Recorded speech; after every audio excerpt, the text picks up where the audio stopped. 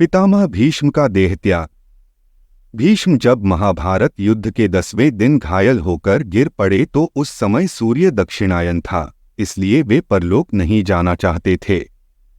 उन्हें पिता शांतनु से इच्छामृत्यु का वरदान मिला हुआ था, लिहाजा वे अर्जुन द्वारा बनाई गई बाणों की शैया पर ही लेटे रहे। युधिष्ठिर हस्तिनापुर का शासन सूत्र संभालने से पहले कुरुक्षेत्र में उस स्थान पर गए जहां भीष्म पितामह शरशय्या पर अभी तक मृत्यु की प्रतीक्षा कर रहे थे। युधिष्ठिर अपने पूरे परिवार के साथ वहां गए थे।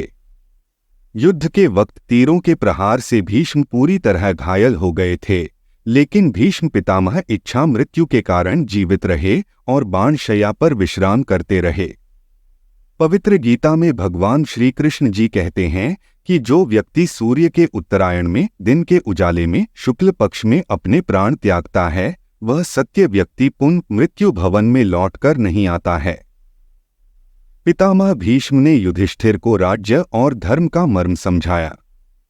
युधिष्ठिर को उपदेश देकर सूर्य को उत्तरायण आया देख भीष्म पितामह ने अपनी इच्छा से माघ माह में शुक्ल पक्ष की अष्टमी तिथि को भगवान श्री कृष्ण की वंदना कर अंतिम सांस ली। पांडवों ने विधि विधान के साथ पितामह भीष्म का अंतिम संस्कार गंगा के किनारे किया। युधिष्ठिर अत्यंत शोक विहल हो उठे थे।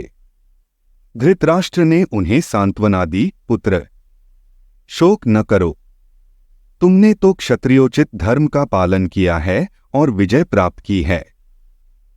मैंने ही पुत्र मोह में किसी की बात नहीं मानी, प्रिय विदुर की भी नहीं। यह उसी का परिणाम है। दुर्योधन की मूर्खताओं को तुम क्षमा कर दो। अब तुम ही मेरे पुत्र हो। पुत्र, कोई चाहे कितना ही बड़ा क्यों न हो, कितना ही विवेकशील क्यों न हो, ईर्ष्या उसका पतन कर देती है।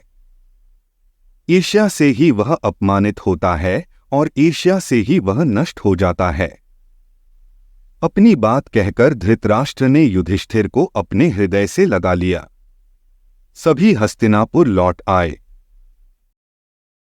धन्यवाद। आप देख रहे थे गॉड ब्लेस टीवी हिंदी। हमारे साथ जुड़ने के लिए सब्सक्राइब अवश्य करें।